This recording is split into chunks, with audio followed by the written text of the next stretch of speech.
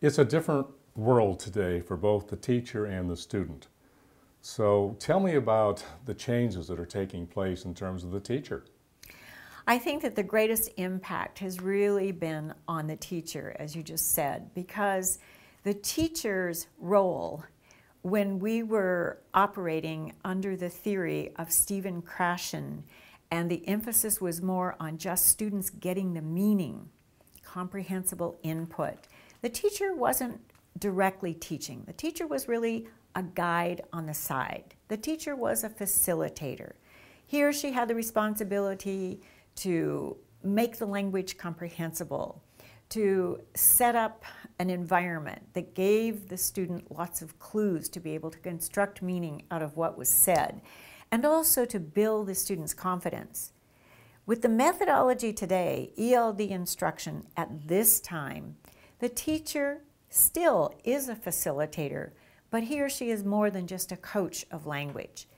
The teacher today in an ELD classroom does some explicit instruction.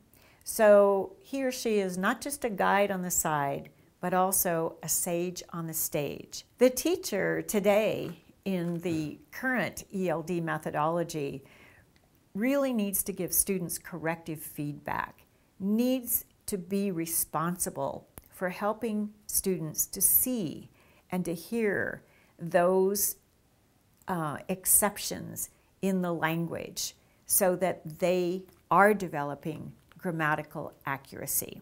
It's not just left to exposure to the language alone.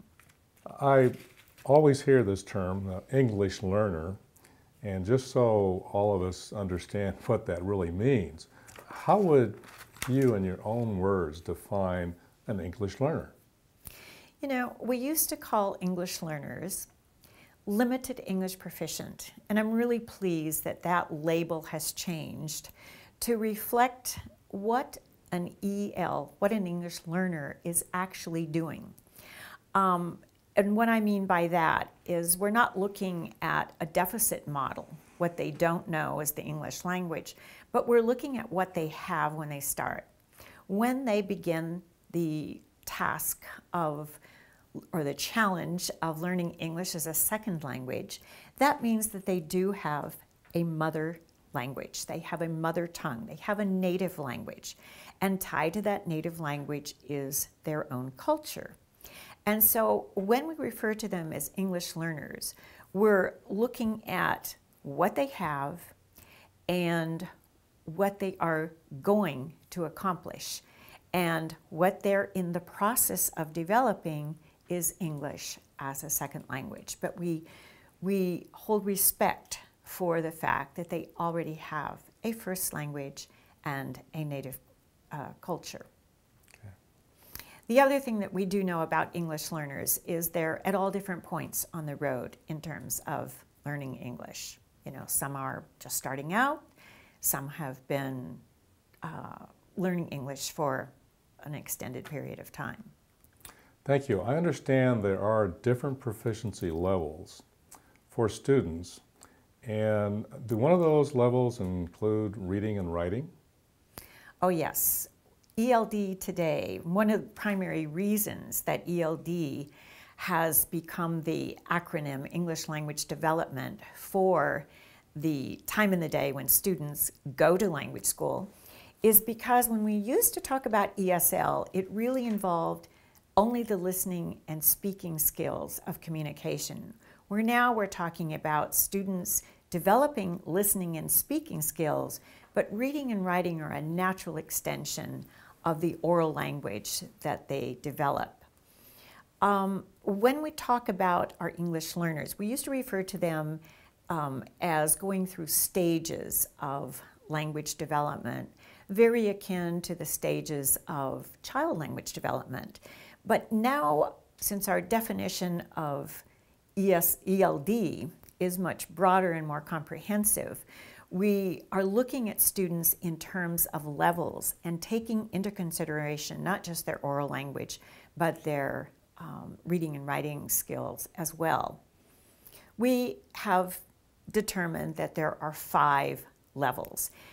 And you know, it's difficult to think that we're putting students in little boxes. So some students are between levels, but for the most part, as a way of identifying where students are in the process of developing their second language, we've identified the 5 levels. I've always said, gee, you know, do I have to, it's kind of hard to refer to each of those levels. Why don't they just call them beginners, intermediates, and advanced? But if you can remember the word early, you've got all 5. Because if you think about it, it's beginning, and then early intermediate, intermediate, early advanced, and advanced. Each of those levels have specific characteristics that help us and help teachers get a picture of where the students are in their development of English as a second language. And we have those, just very briefly, as you see, we have the characteristics of each of those 5 levels. For example, a beginning student, someone who's just starting out developing English as a second language, at first is speechless, but not really speechless. They are just what we call in the silent period. But when they actually start producing speech, the kind of speech that they produce is what we would refer to as disconnected speech. And that's because they are talking in 1- and 2-word thoughts.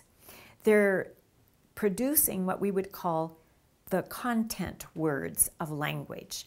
Those are the nouns, the verbs, the adjectives, and the adverbs. I'd like to think of a level 1 student, a beginning student, as talking like a telegraph reads. So they give you those key words, but they don't yet have the language that cements or glues those words together in a complete thought. That happens in level 2. When they become intermediate, early intermediate students, they are speaking in simple, short, yet complete phrases and sentences, because they're now using the other parts of speech that I did not mention before. They're using what we call function words, the glue words, the words that derive their meaning as they pull together a complete thought. So definite and indefinite articles, pronouns, prepositions, conjunctions, those are what we call our glue words that enable students to express a complete thought. When students are in the intermediate stage, they're no longer speaking with simple, short, kind of choppy sentences.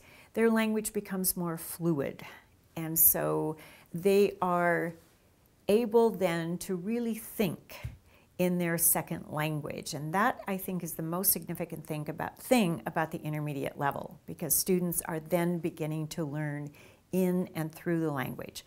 Prior to that, as they're moving through levels 1 and 2, they're more than likely very dependent on their mother tongue, on their native language, and do a lot of translating in order to construct meaning out of what they're listening to and what they're saying. Now, when they get into levels 4 and 5, the early, advanced, and the advanced, their reading and writing skills are pretty much catching up with their oral language. That doesn't mean that their literacy reflects grade level demands, but they're able to speak with much more complex and complicated sentence structures. Their vocabulary is becoming more academic in nature. And then, of course, the advanced level is the level that we want students to arrive at in order to close the gap and be able to compete with their English-only counterparts. Generally, what we find is that students who are in the 5th level, just prior to becoming almost native-like speakers, they're still struggling with the one communication skill of writing. So you can see that, over time they're developing all 4 communication skills, and our hope is that they achieve grade level proficiency in all 4. How does reading and writing tie into the different proficiency levels? Kent, let me just take reading. For example, when students are at the first level, the beginning level, they're reading words, but not words in isolation. They're reading the words that are attached to a visual so that they're connecting the visual and the printed word.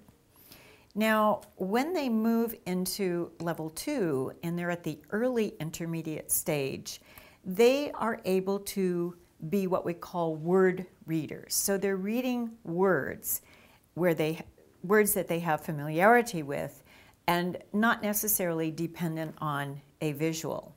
When they become intermediate, at the intermediate level, they're really sentence readers, if you will. They're able to read an entire sentence. The comprehension is not always at the level that we would like it to be, but they are certainly decoding the language. When they get to level 4, the early advance, that's where they actually begin reading what we call between the lines, where they're understanding the inferences. They're understanding what is not necessarily on the page, but they're able to carry on and respond to higher order thinking skills about the text that they're reading in. At the final stage, at the advanced stage, we refer to them, or we describe them as being able to read beyond the lines, because then they're getting a much more comprehensive understanding and are able to use that depth of understanding to talk about a piece of literature and to perform higher thinking order skills.